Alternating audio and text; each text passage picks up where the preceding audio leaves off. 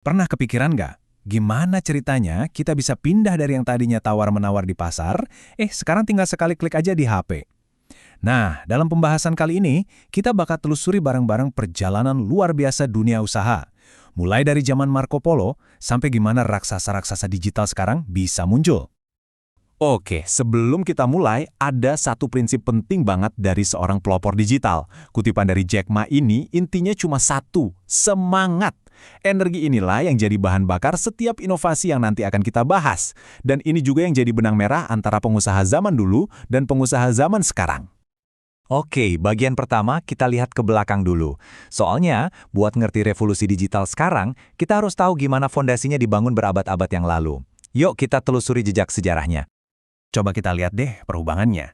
Dulu banget, wirausahawan itu ya kayak petualang, kayak Marco Polo yang nekat ambil risiko fisik. Terus, masuk abad pertengahan, mereka lebih jadi kayak manajer proyek.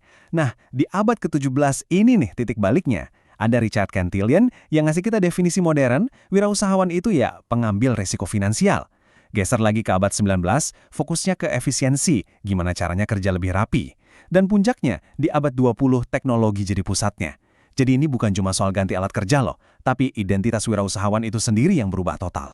Dan inilah awal mula apinya. Pemasaran online itu ternyata udah ada loh dari tahun 80-an, terus ada toko buku online pertama, tapi semua itu masih terbatas banget.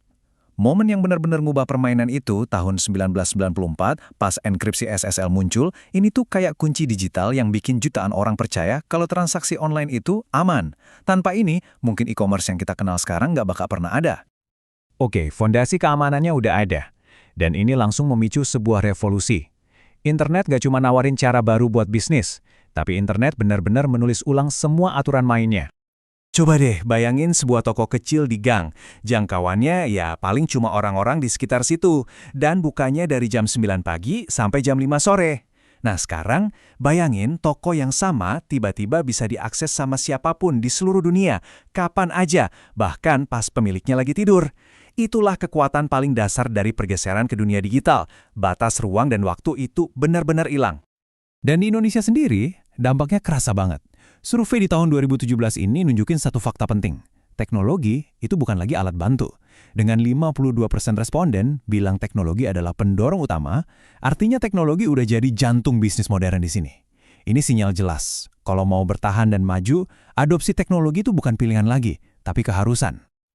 Nah, dengan teknologi sebagai mesin utamanya, Indonesia ini udah berubah jadi salah satu panggung ekonomi digital paling menarik di dunia. Yuk kita lihat seberapa besar sih potensi yang kita punya?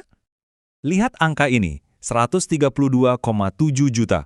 Ini bukan sekedar data loh ya, ini jumlah pengguna internet di Indonesia di tahun 2017.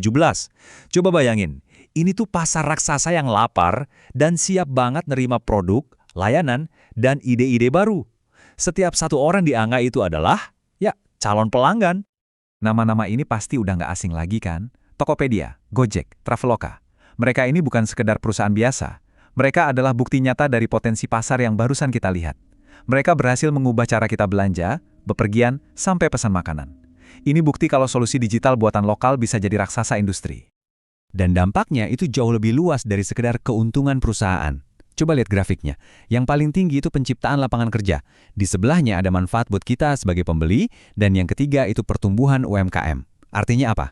Artinya e-commerce itu bukan cuma soal jual-beli, tapi soal pemberdayaan ekonomi secara luas. Buka lapangan kerja, bikin kita lebih hemat, dan bantu usaha kecil buat tumbuh. Jadi apa sih rahasia di balik suksesnya para raksasa digital ini?